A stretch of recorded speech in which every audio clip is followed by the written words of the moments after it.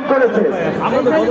এখন পরবর্তী সময় জানা গেছে যে স্থল বাহিনীর হামলায় আরো হাজার খানেক মানুষ মারা গিয়েছে।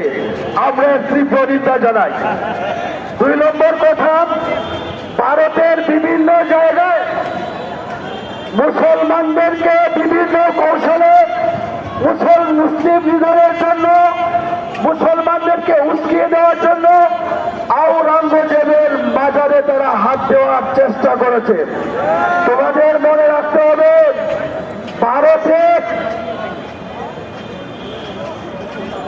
আওরঙ্গজেবের বাজার সহ মুসলমানদের বিরুদ্ধে যদি কোনো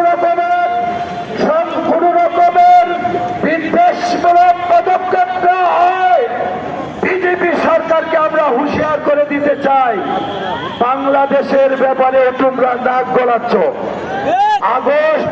জুলাই আগস্টের গণ অভ্যুত্থানের মাধ্যমে বাংলাদেশের খুনিকে তোমরা আশ্রয় দিয়েছ।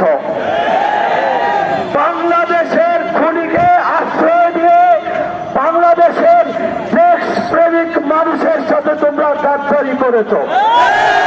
আওয়ামী লীগকে পুরো